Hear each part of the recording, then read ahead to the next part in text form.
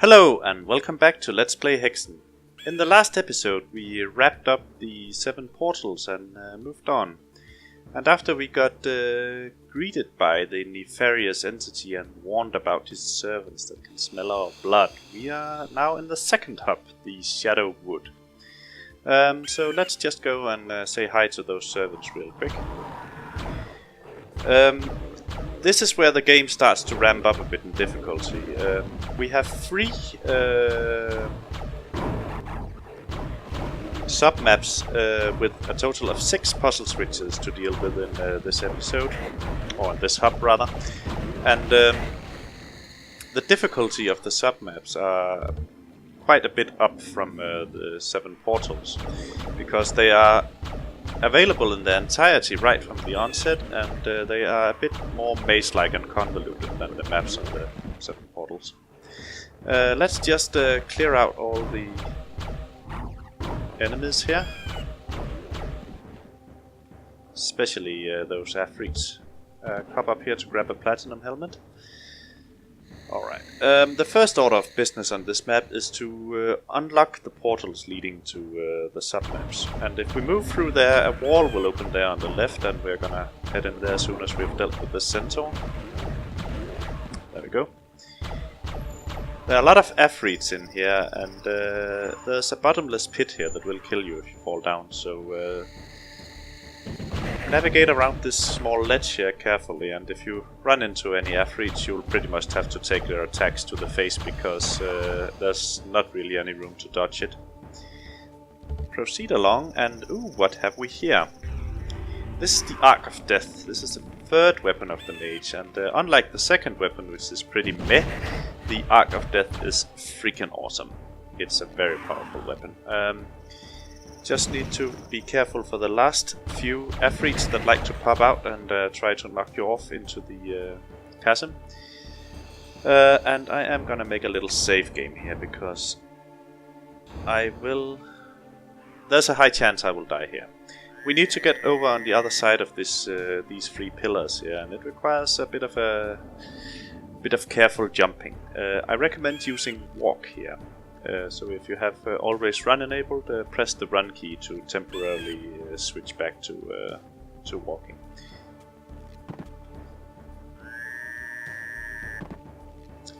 Just dispose of this Etin here.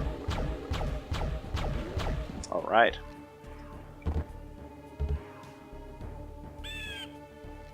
Alright, so once you get over here, grab the goodies and press the switch, and now we need to get back again. So again, using walk.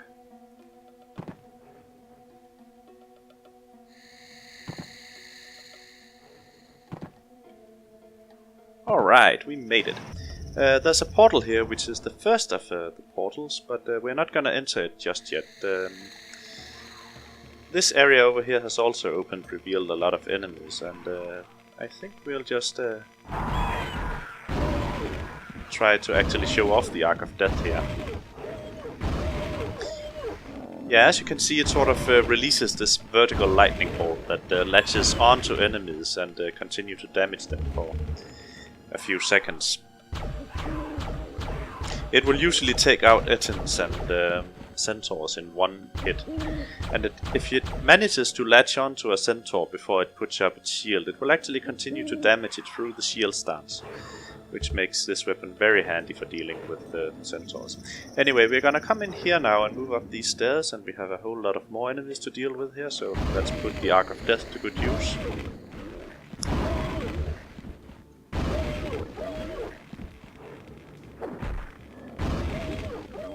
One thing about the Arc of Death, though, is that it can bug out if you use it at extremely tight quarters, and will end its damage over time effect almost immediately. Oh, right, there we go. Open this door here and pop in here to get the attention of the enemies, and lure them out through the door here, where you can really choke them and take them down with the Sapphire Wand. Alright, once they're all dead, head to the left. And press this metal wall here to reveal this passageway.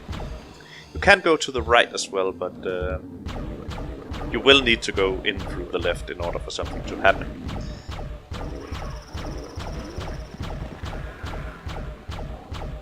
Clear out this room here, taking care to dodge as many attacks as possible.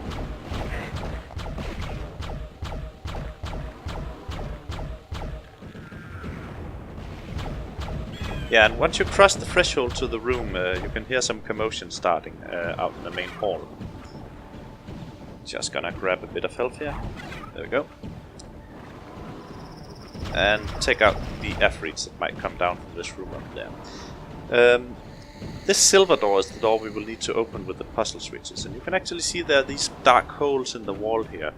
And if you move close to them, you can see that each of them have some pictures inside them, 2 of each. This is actually indicators for the puzzle switches in the various levels. Oh my god, I didn't know they could actually hit you from up there. Anyway, and they will light up as we pull the puzzle switches, so we can actually track our process in this hub. Very nice. So, move back out to this hallway here and try not to get hit too much by the shooting traps, and come up to these stairs that have now risen here. This allows access to this room. We have 2 Chaos Serpents that we'll just take out with the Arc of Death real quick. Excellent.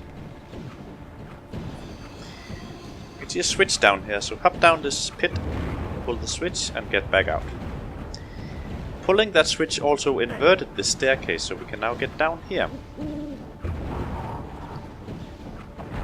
Just gonna take out the centaur.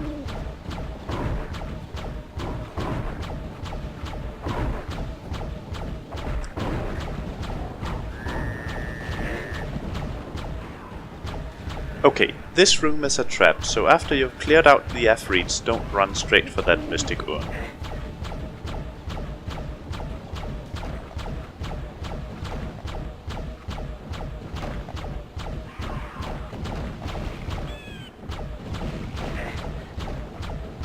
Alright. Health up a little bit, and carefully step over the threshold to activate the pits and crushers.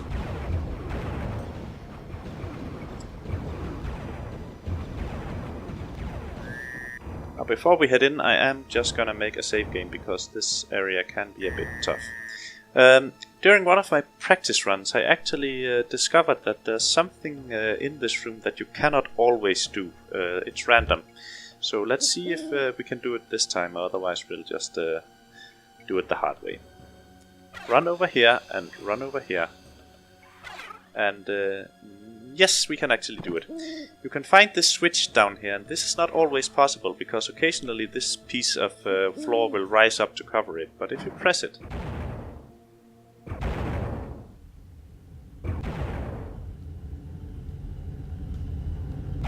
the floor in the room will sort of reset back to its original state, covering up all the deep pits.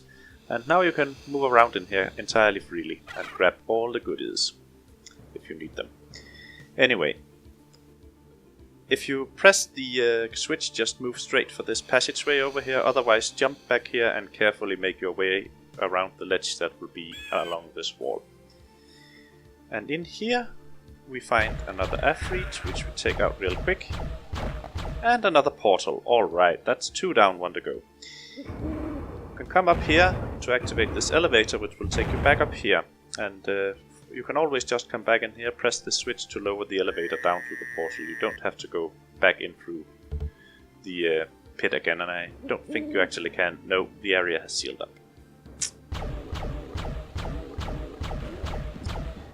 Alright, to find the last portal, come down to this stream here and follow it, and find these stairs here on the left. Quickly dispose of any enemies. The Arc of Death is really powerful here. You can see it just travels up and down ledges indiscriminately. Alright. Alright. If you remember what I said about water in the last episode, You will probably guess what's in store for us down here. You can almost hear it, something is stirring. So jump down and keep your second weapon ready and take out these stalkers before they do too much damage. I think that was all of them. The one thing I actually don't think I've mentioned about the mage's second weapon is that if you use it in melee, it won't shoot out any projectiles. He will just touch... Oh, there was one more actually. He will just touch enemies and deal a significant amount of damage. And as you can see, it will usually take out the stalkers in one hit, so that's very nice. Anyway, pull this switch here to open the barricade here to allow you to get back out of this area. But before we do that, jump up here and activate this switch. And you need to be a bit quick once you do. Activating that switch causes these 3 platforms here to start rising, and we will need to ride them up to that area up there.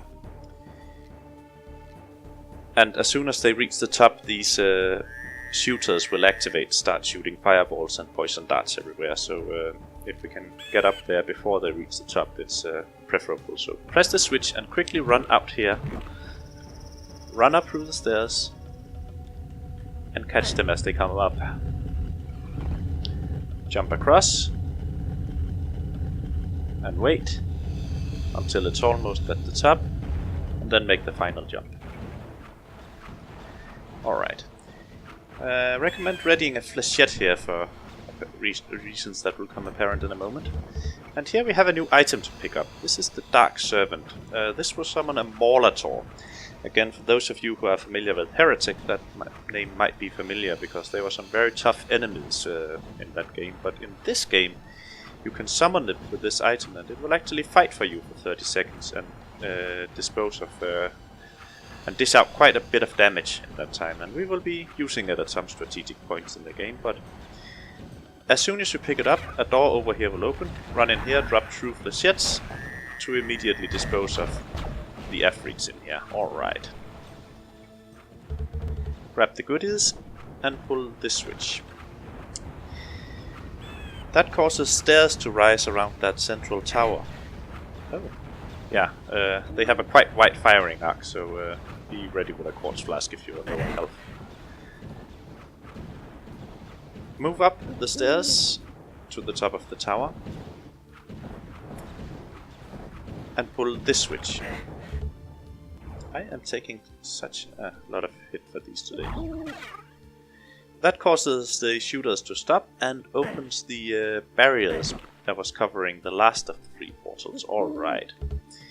We now have access to all 3 sub-maps of this hub, and we're actually gonna start with this one, but I think this will be a good place to actually stop this video. So thanks for watching, and see you in the next episode where we will be taking on Darkmare.